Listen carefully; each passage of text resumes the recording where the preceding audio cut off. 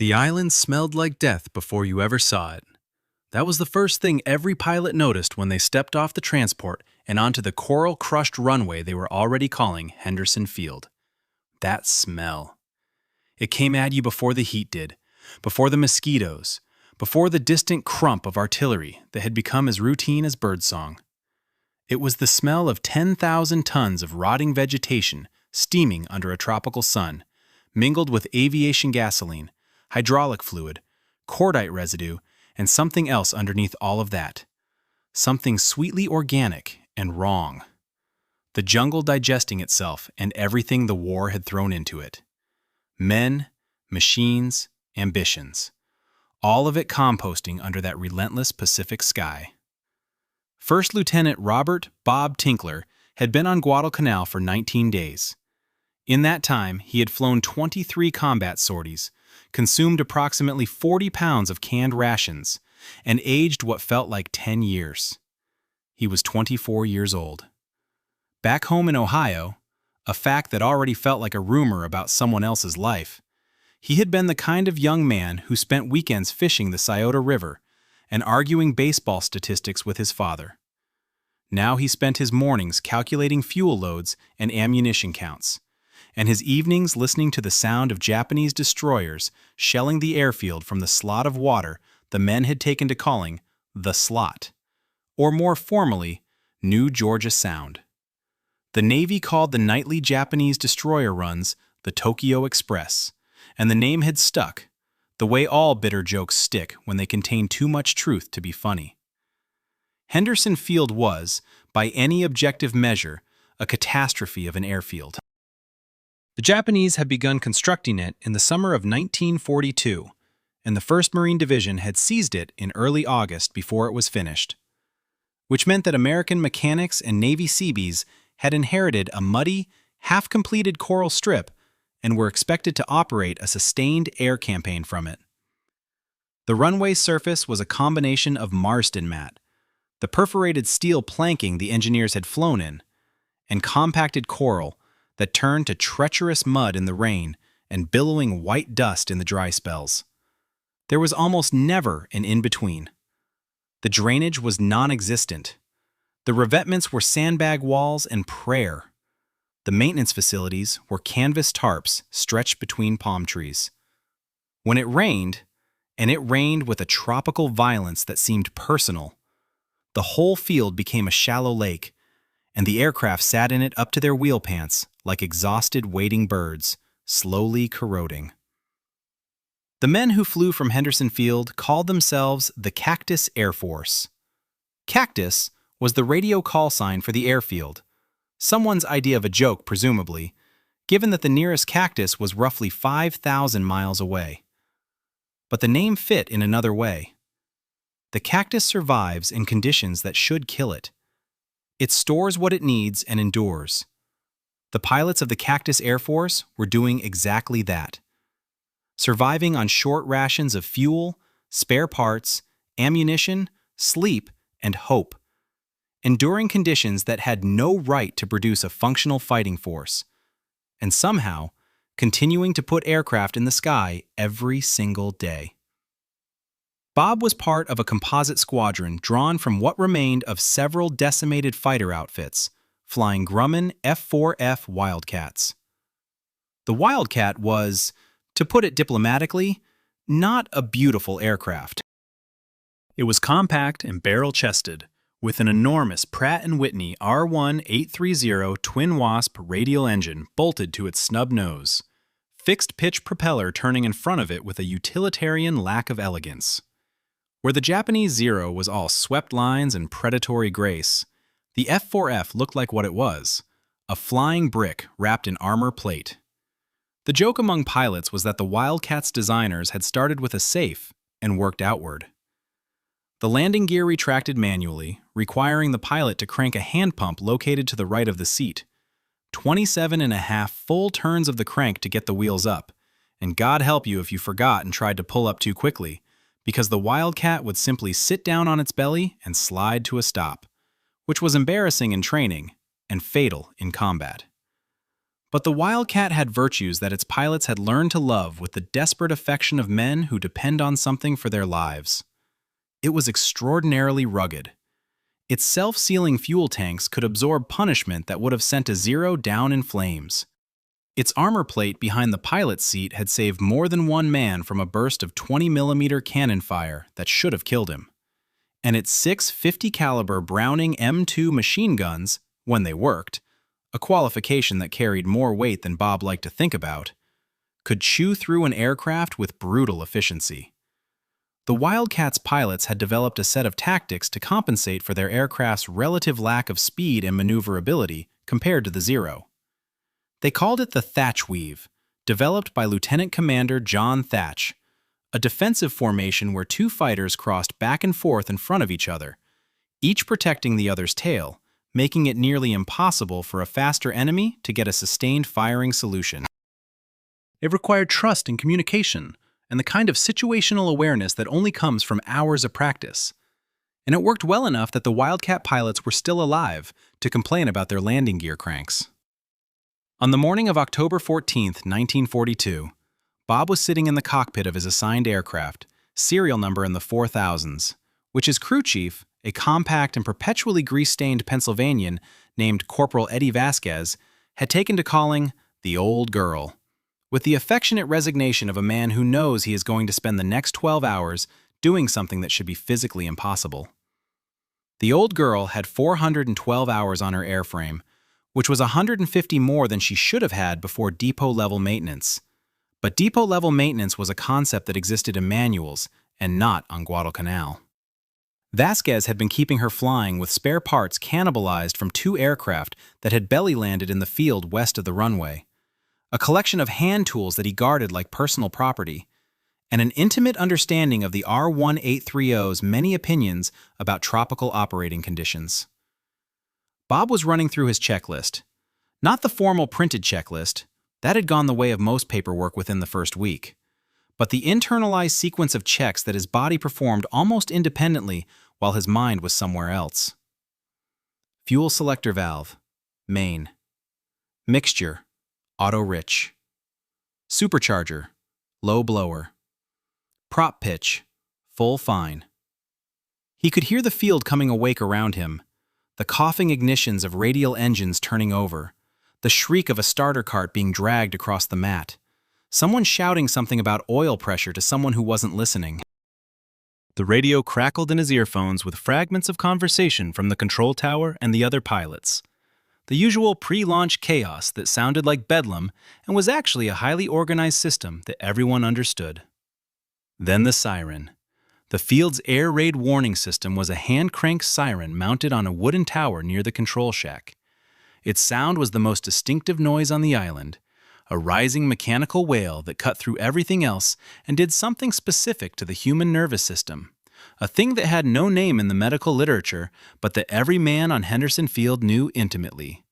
It was the sound of the stomach dropping and the mind sharpening simultaneously. The sound of all the fatigue and discomfort falling away to reveal something underneath that was pure and electric and not entirely pleasant.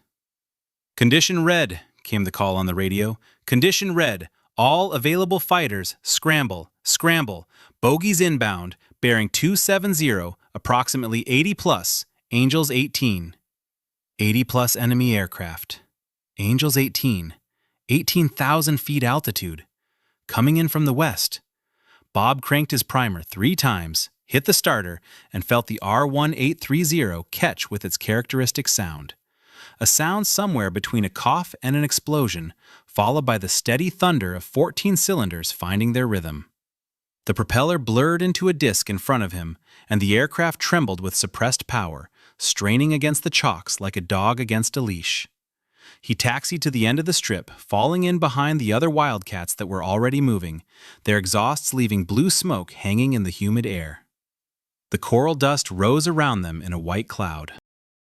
He pushed the throttle forward, felt the Wildcat shudder as it accelerated down the runway, the tail coming up, the rattling of the coral surface transmitting itself through every rivet and frame member, and then, with a lurch that always felt like it might not happen this time, like the earth might hold on and refuse to let go, the aircraft flew. The wheels folded reluctantly into the belly as he began cranking them up. 27.5 turns, his right hand working the pump while his left held the stick, the altimeter unwinding upward. Henderson Field fell away below him, its irregular shape carved out of the jungle, smoke rising from cooking fires and shell craters, the Lunga River a brown snake through the green. Around him, the other Wildcats climbed in loose formation, their engines straining, their pilots scanning the sky to the northwest where the enemy would come from.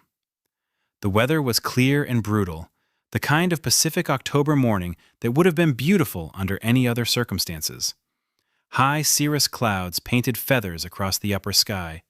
The ocean below was a deep blue that had nothing in it of peace. Bob leveled his oxygen mask against his face, checked that the seal was good, and started climbing toward the fight. They saw the Japanese formation at 18,000 feet, and even after 19 days of this, the sight still did something to Bob's chest that he couldn't quite classify as fear and couldn't quite classify as anything else.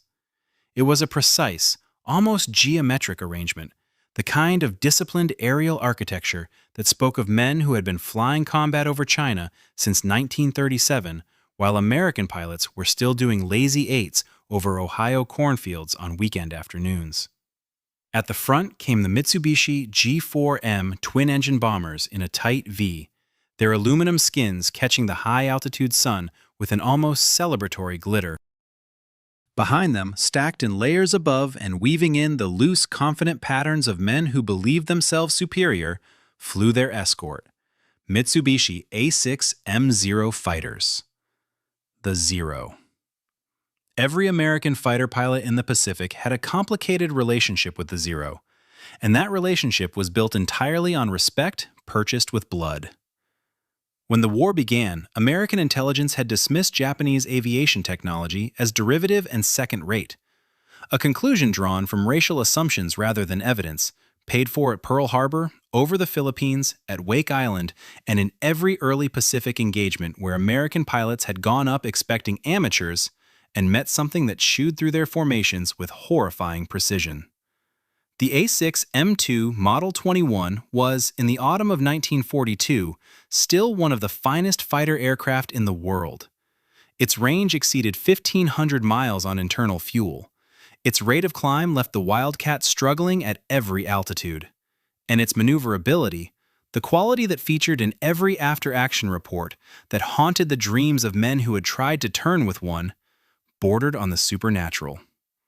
A skilled Zero pilot could reverse direction so completely and so rapidly that a pursuing aircraft found itself in the span of 2 seconds out in front of its quarry, which was a situation from which there was usually no recovery. The Zero achieved this through a design philosophy that was the precise opposite of Grumman's. Where the F4F was armored and re-armored, the Zero had been stripped of every gram that could be removed.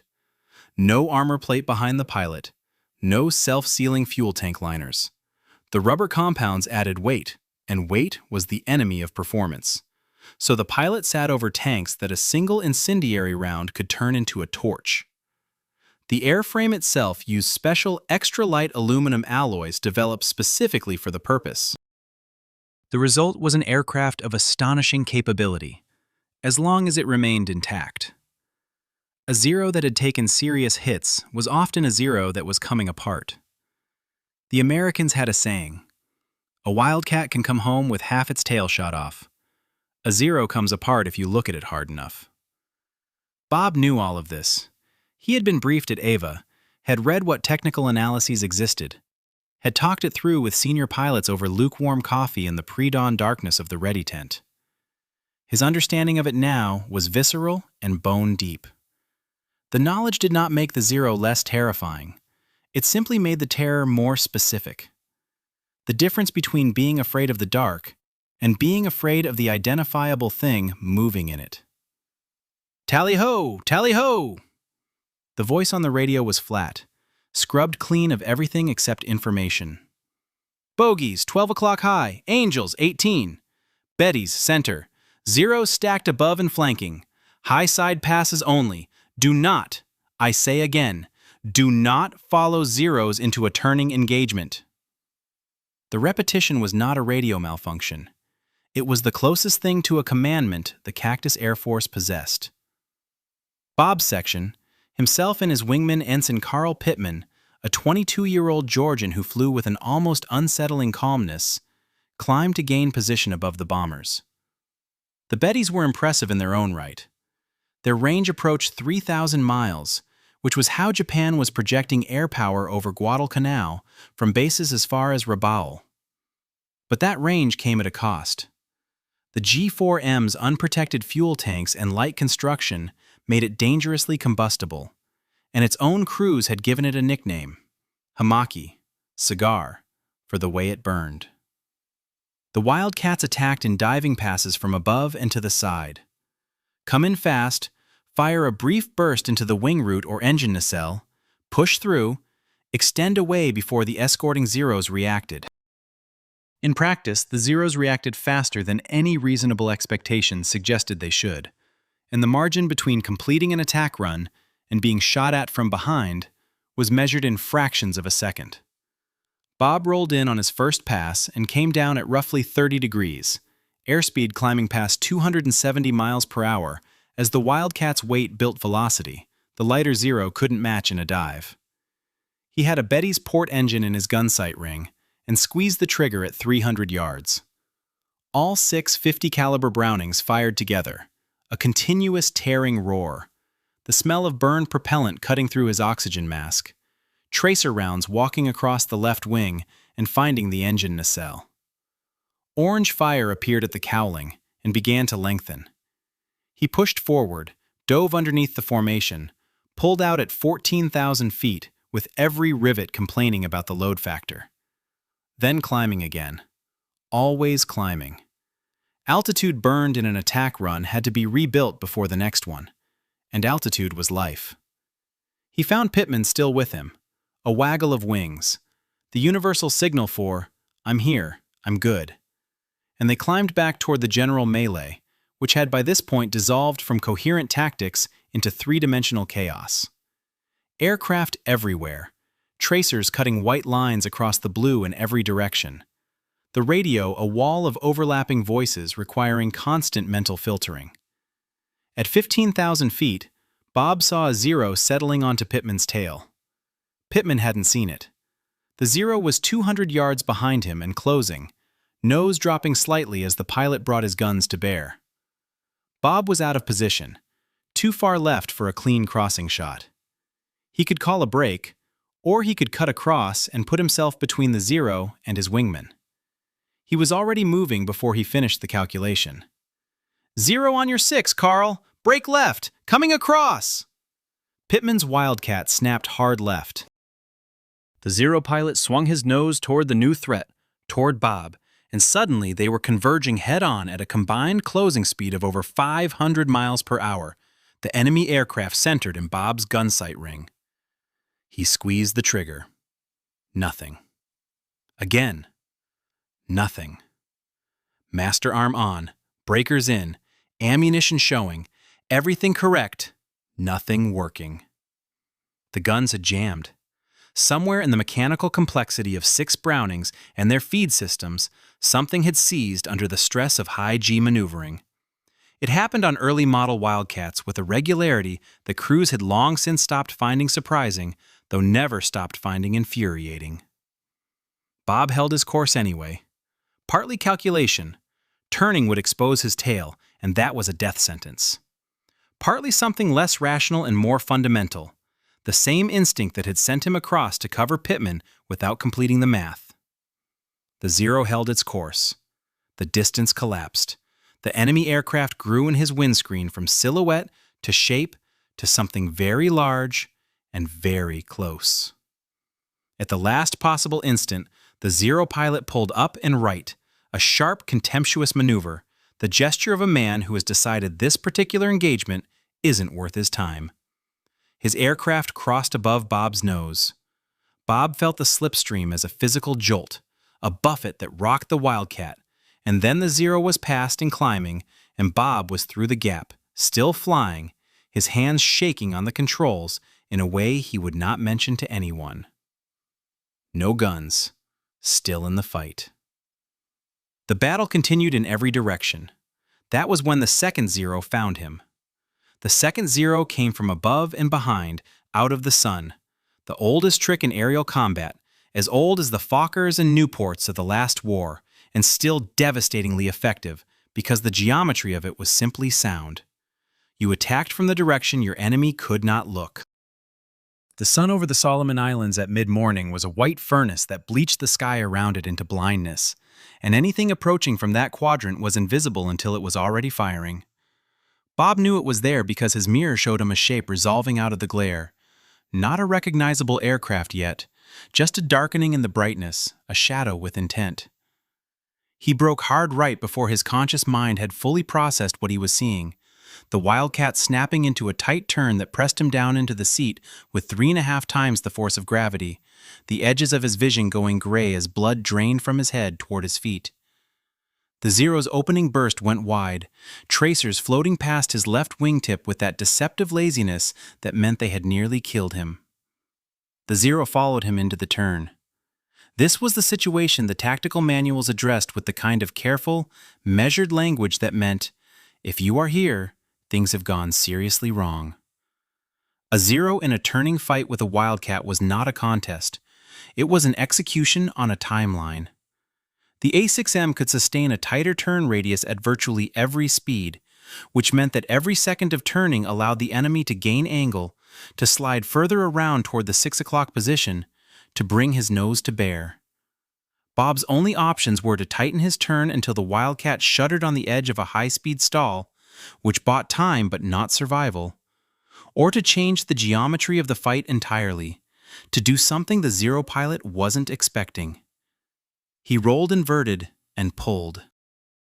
The -G pushover was brutal and disorienting, the harness cutting into his shoulders as his body tried to fall toward the canopy, the engine coughing as the carburetor's float-type fuel system momentarily starved, a known weakness of American aircraft engines compared to the fuel-injected Daimler-Benz power plants in German fighters, and a weakness that had cost more than one American pilot his life in a moment when he needed full power and got a splutter instead. The R1830 caught again almost immediately, its 14 cylinders reasserting themselves, and Bob completed the split S and came out heading in the opposite direction, trading altitude for airspeed, the ocean now 3 miles below him rushing upward at a rate that required immediate attention. He pulled out at 12,000 feet. The Zero was above him, repositioning. Bob used the speed from the dive to climb back, turning to keep the enemy in sight, and for a moment, they circled each other at a distance of perhaps 300 yards, close enough to see the red Hinomaru roundels on the Zero's wings with uncomfortable clarity, close enough to see the muzzle openings of the Zero's 20mm Type 99 cannons in the wings, close enough to know that if those cannons fired and connected, the conversation was over. Bob tried the guns again, still nothing. What he did next was not a tactic from any manual. It was not a decision in the conventional sense. What happened in the following 4 seconds was the product of 19 days of combat fatigue, a jammed weapon system, a professional obligation to his wingman, who was still somewhere in the melee above, and a Zero pilot who made one error, a single, fatal miscalculation about the intentions of the man he was fighting. The Zero pilot, perhaps deciding that the Americans' repeated head-on approaches indicated aggression rather than desperation, perhaps simply impatient, pushed his nose down and accelerated into a diving attack. He came fast and steep, intending to close the distance quickly and fire at short range, where the probability of a hit was highest. It was sound tactics against an opponent who intended to evade. Against an opponent who, having no weapons and nowhere better to be, simply held his course and kept flying straight at him. It produced a situation that neither aircraft's designers had considered. Bob saw the Zero's nose drop. He saw the shape of the aircraft grow in his windscreen. He made a single control input, a pullback on the stick, firm and deliberate, raising his nose perhaps 15 degrees above the horizon, and then he held on. The Pratt & Whitney R1830 Twin Wasp was at this moment turning its propeller at approximately 2,700 revolutions per minute. The propeller itself was a 3-bladed Hamilton Standard hydromatic unit, each blade approximately 9 feet in length, machined from a high-strength aluminum alloy designated 24ST, heat-treated and anodized, with a leading edge hard enough to hold its geometry under the enormous centrifugal loads of high-speed rotation. At 2,700 revolutions per minute, the tip of each blade was moving at a velocity approaching the speed of sound. The assembly as a whole represented, in purely mechanical terms, something very close to an industrial milling machine, a rotating cutter of exceptional hardness and rotational energy. The Zero's tail section was built to save weight. The collision lasted less than 1/10 of a second. The sound reached Bob as a sensation before it reached him as a sound. A violence transmitted through the airframe, through the engine mount, through the seat and the rudder pedals and the stick. A hammering, concussive shudder that seemed to compress the world. Then the sound itself, a shrieking, tearing, grinding cacophony that was entirely unlike anything Bob had heard before or would ever hear again. The sound of rotating metal destroying non-rotating metal at high speed. A mechanical scream that lasted perhaps half a second and then changed in character, becoming rougher, more irregular, as the propeller blades, having done their work, found themselves bent and unbalanced, and continued turning in their new, damaged configuration. Through the oil-streaked windscreen, he saw the Zero. It was no longer a coherent aircraft. Its tail, the horizontal stabilizer, the elevators, the rear fuselage structure that gave the Zero its directional authority and its ability to manage pitch, was gone. Not damaged, gone. In the way that things are gone when a high-speed rotating cutting tool passes through them. The Zero's nose pitched violently downward. The aircraft entered a spin that was not a controlled spin, not a recovery maneuver, not anything that the pilot could address with any control input, because the controls were no longer connected to anything. It fell. Straight and fast and with the finality of physics asserting itself, turning slowly as it went, catching the sunlight on its wings in a way that was almost beautiful, dropping toward the ocean 3 miles below. Bob had approximately 3 seconds to observe this before his own situation reasserted itself with considerable urgency. The Wildcat was shaking. Not the normal vibration of a radial engine in operation, not the airframe flex of maneuvering flight. This was something different in kind. A deep, rhythmic, whole aircraft shuddering that came from the propeller and transmitted through every structural member. A vibration so severe that the instrument panel blurred in front of him, the needles on the gauges jumping and stuttering, one of the secondary instruments, the turn and bank indicator, actually departing the panel entirely and falling into the footwell. The engine was still running.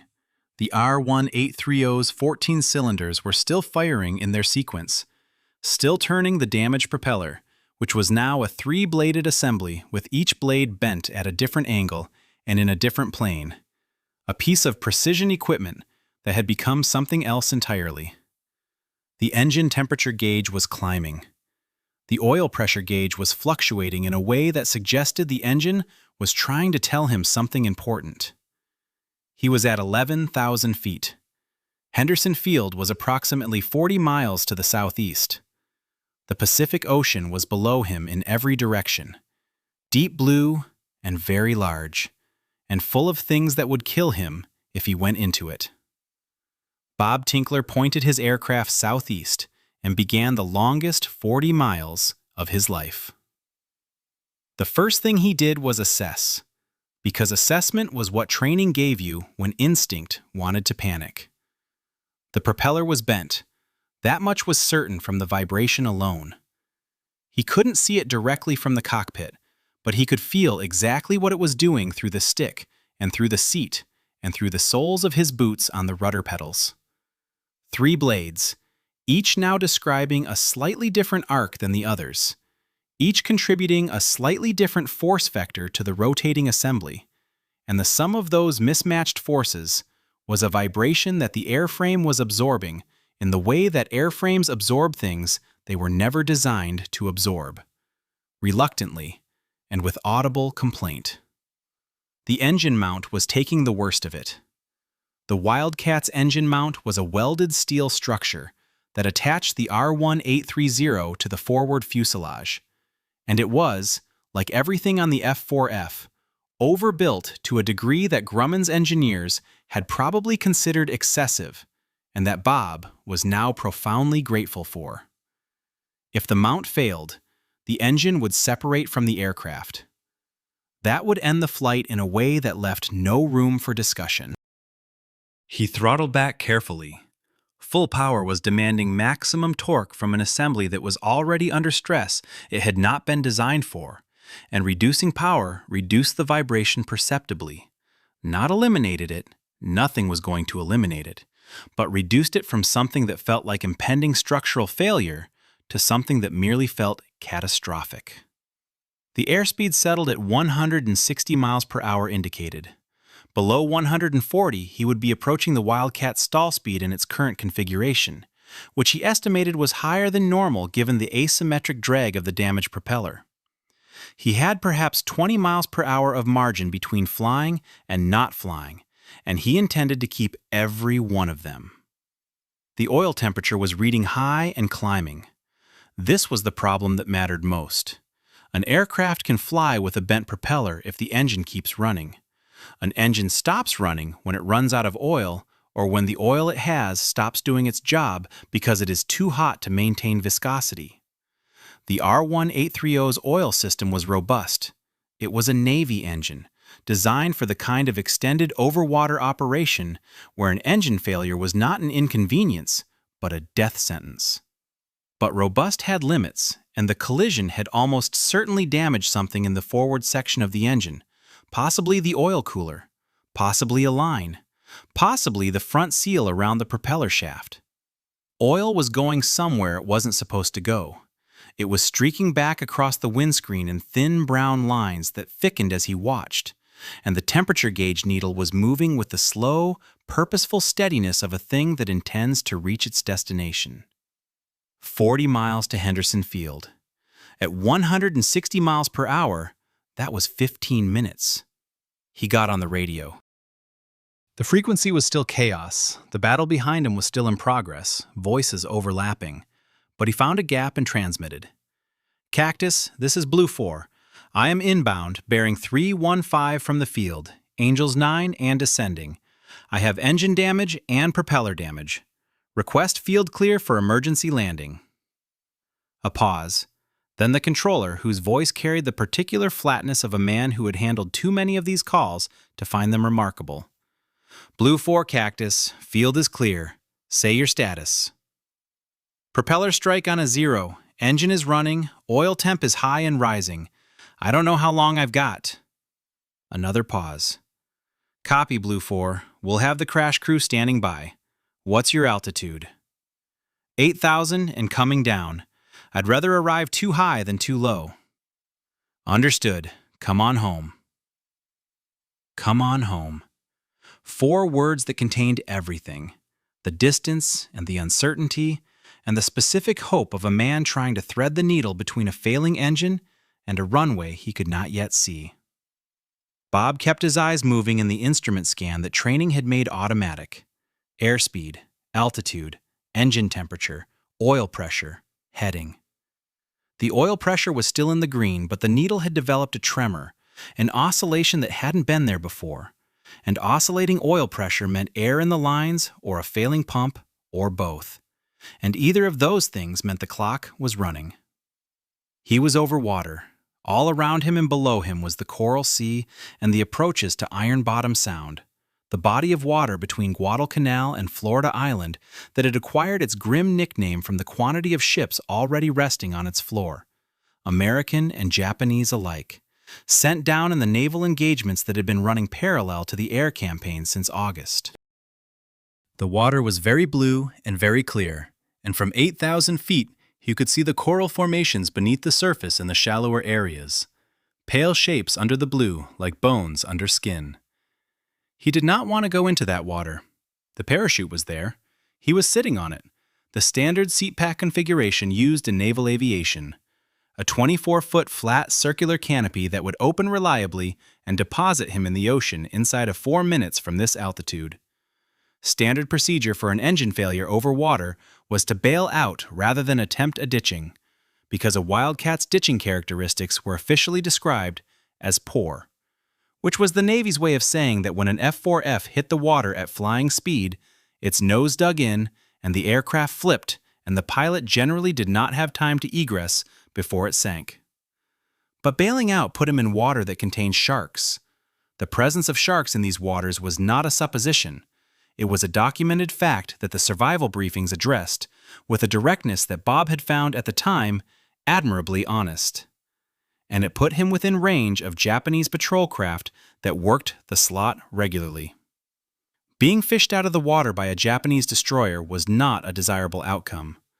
The treatment of prisoners was something the men discussed in careful, oblique language that nonetheless conveyed the essential point clearly enough.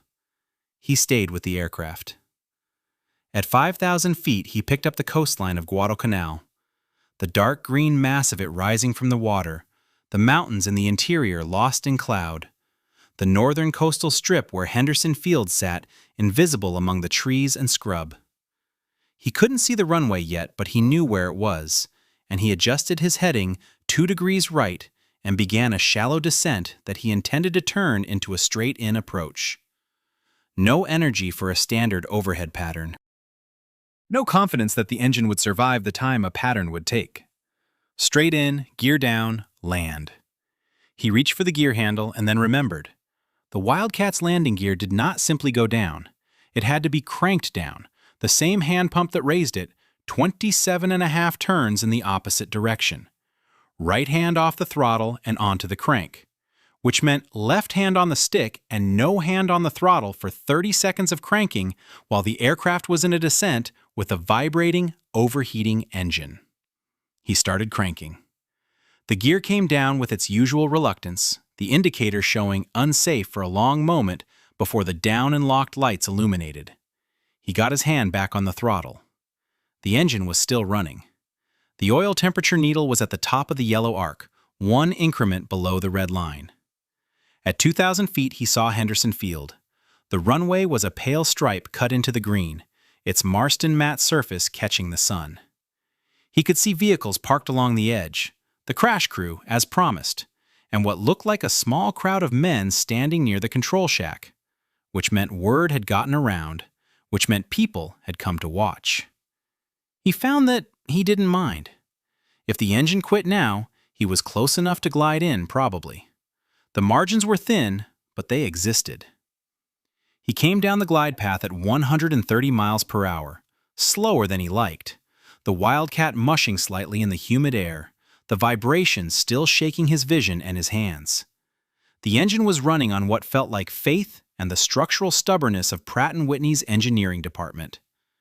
The oil lines on the windscreen had thickened to the point where he was looking through them rather than past them, using the edges of the glass where the oil hadn't reached. The runway rose to meet him. He held the nose up, held it, and the main wheels touched the coral mat with a jolt that transmitted itself through the entire aircraft and held. The tailwheel came down. The Wildcat rolled, decelerating, the bent propeller ticking over in front of him with a sound like a cement mixer full of broken glass, and at the far end of the usable runway, it stopped. The engine died 30 seconds later. Not from any action of Bob's, it simply stopped, having apparently decided that it had done what was required and had nothing left. The silence after the past 15 minutes was extraordinary. He sat in it for a moment before he remembered to move. He had to be helped out of the cockpit. Not because he was wounded. The flight surgeon who pushed through the crowd first established that quickly, running practiced hands along Bob's arms and checking his pupils with a penlight, finding nothing beyond a constellation of small bruises from the harness and a cut above the left eyebrow from an instrument glass that had vibrated loose somewhere over the slot. Bob was intact. He was simply unable, for the moment, to make his legs perform their basic function.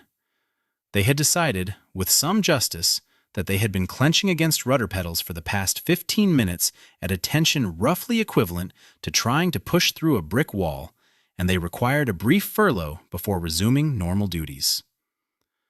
Corporal Vasquez and another mechanic got him down from the wing root and onto the coral, where he stood with his hands on his knees for a moment, breathing the thick Guadalcanal air, the smell of jungle rot and aviation fuel and someone's cooking fire, with the focused attention of a man reacquainting himself with the idea that he was still alive. Then he straightened up and looked at his aircraft. The crowd around the Wildcat had grown to perhaps 30 men, mechanics, ground crew, pilots who had landed before him, a signals corporal who had no professional reason to be there but had come anyway. They stood in a rough semicircle around the nose of the aircraft, with the particular silence of men confronted with something that requires a moment of processing before the appropriate response can be determined. Bob walked around the left wingtip and stopped. The propeller was unrecognizable as a precision instrument. All three blades were present. That was perhaps the most surprising thing, that none had separated entirely, but each had been deformed in a different and spectacular way. The upper blade had curled backward at approximately 2/3 of its length, its tip bent rearward at nearly 90 degrees, the leading edge crumpled and torn where it had contacted the Zero's structure. The right blade had twisted along its span, the angle of attack changing from root to tip in a way that no engineer had specified. The aluminum skin split open along one side to show the internal structure beneath. The left blade had taken the worst of it, shortened by perhaps 18 inches where the tip had simply gone away. The remaining length thickened and distorted, its surface textured with a pattern of gouges and impact marks that recorded the collision in precise physical detail.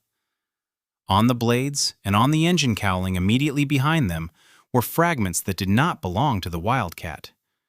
Thin strips of aluminum skin from the Zero's tail section, still showing the gray-green of Japanese naval aviation paint. Several rivets, the type used in Japanese aircraft construction, slightly different in diameter from American standard.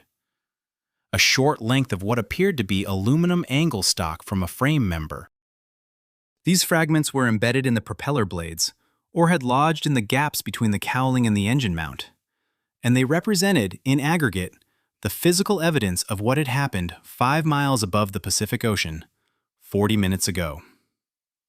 Vasquez walked slowly around the propeller, his hands in his pockets, his expression that of a man doing arithmetic that keeps coming out wrong. He stopped in front of the upper blade, the one with the curled tip, and looked at it for a long time without speaking. "Sir?" he said finally. "Yeah," Bob said. "How's the engine mount look?" someone asked from the back of the crowd. It was a reasonable question. The engine mount, the welded steel structure connecting the R-1830 to the forward fuselage, had absorbed the asymmetric forces of a badly unbalanced propeller for 15 minutes of flight, and its condition would determine whether the aircraft was repairable or a write-off. Vasquez crouched and looked up into the space between the cowling and the firewall, using a flashlight that he produced from a breast pocket. He was quiet for a moment. "Mount looks okay," he said, with the careful neutrality of a man who will need to look more carefully before he is willing to commit to that assessment. "Front seal on the prop shaft is gone. That's where you were losing your oil." He straightened. "Engine's probably done. We'll need to pull it and have a real look, but..." He paused, choosing his words with evident care. But the mount held. The mount had held. At 2,700 revolutions per minute, with 3 blades bent into 3 different geometries, generating 3 different and constantly changing force vectors, the mount had held for 15 minutes of flight and a landing. This was either a testament to Grumman's structural engineering philosophy, or an event so statistically improbable that it defied useful analysis. The men standing around the aircraft understood this, if not in those precise terms, then in the terms that mechanics and pilots use, the terms of things that should not have worked, and did. Someone laughed, not from humor exactly, but from the particular release that comes when tension that has been held for a long time finds a sudden exit. Then someone else laughed, and the sound spread through the crowd and changed character as it spread, becoming something more genuine. And within 30 seconds, the semicircle of 30 men standing around a wrecked propeller on a coral runway on a jungle island in the middle of a war was laughing with the full-throated relief of people who have just learned that a colleague they were concerned about is going to be fine. Bob did not laugh immediately. He was looking at the fragments of Japanese aircraft embedded in his propeller blades. Those small gray-green strips of aluminum, those foreign rivets. And he was thinking about the Zero pilot. He had not thought about him during the flight home. During the flight home, he had thought about oil temperature and engine mounts and the location of Henderson Field and the procedure for a straight-in emergency approach. But now, standing on the ground with the crisis resolved, he thought about the man in the cockpit of the Zero when its tail came off. Whether he had gotten out. At that altitude, 11,000 feet, perhaps 12, there would have been time to bail out if the aircraft remained controllable long enough to get the canopy open. But a Zero without its tail was not controllable, and the spin it had entered was not the kind of spin from which a canopy gets opened. He thought about this for a moment. Then he put it away, in the place where combat pilots put such things, not forgotten, not resolved, simply stored somewhere that allows the work to continue. The work was not finished. There would be another scramble tomorrow, and the day after, and the day after that, and the Zero pilots would keep coming down from Rabaul, and the Bettys would keep coming, and Henderson Field would keep taking artillery through the nights. This was the mathematics of Guadalcanal in October of 1942, and personal reckoning was a luxury that the calendar did not currently permit. "Sir," it was Vasquez again, holding a clipboard. "I need to fill out the maintenance report. What do I put for cause of propeller damage?" Bob considered this for a moment.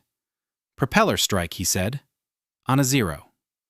Vasquez wrote it down without visible reaction, which was itself a kind of reaction. "And the Zero?" "It went down." "Confirmed kill?" "There won't be anyone to confirm it," Bob said, "but it went down." Vasquez made a note. The kill would eventually be logged in the squadron's records as a probable, because the confirmation standards required either a witness or physical evidence, and the witnesses had been occupied with their own difficulties at the time. But the fragments of Japanese aircraft in the propeller blades were, in their way, a form of physical evidence that was hard to argue with, and the intelligence officer who later examined them noted in his report that the material was consistent with the tail section construction of an A6M2, which was consistent with the pilot's account, which was consistent with the physical evidence on the engine cowling. It was logged. It counted. The maintenance crew spent 3 days on the Wildcat.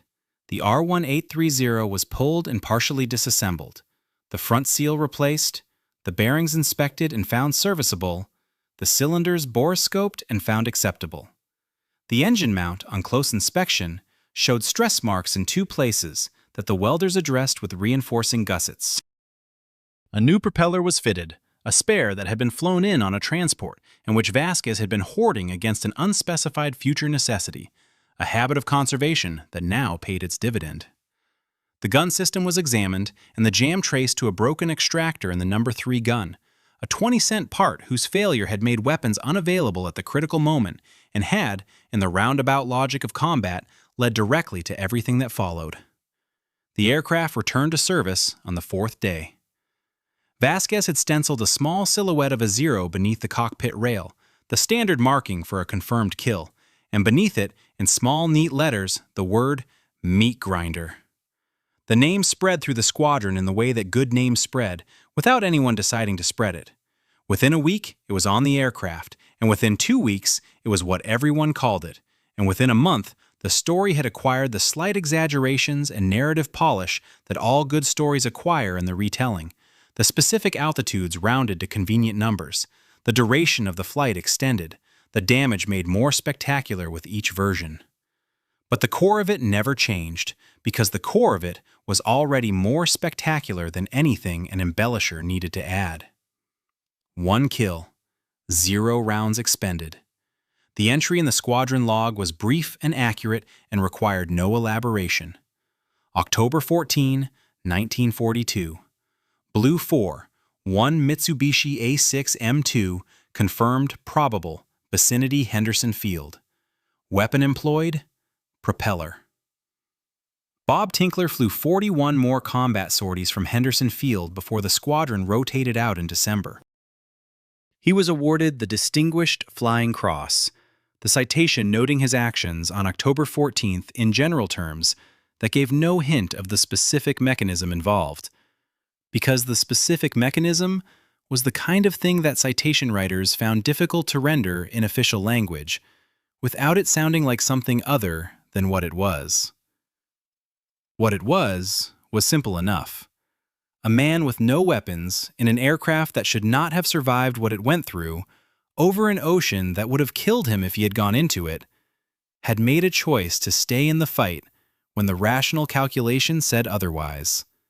And the laws of physics, which are indifferent to bravery and desperation alike, had on this one occasion arranged themselves into an outcome that the rational calculation could not have predicted. The Meatgrinder sat in its revetment that evening, with its new propeller gleaming and its kill marking fresh, and the jungle steamed around it in the fading light, and somewhere out over the slot, the Tokyo Express was already forming up for its nightly run. And tomorrow would require everything that today had required, and the Cactus Air Force would be there when it came. It always was. The end.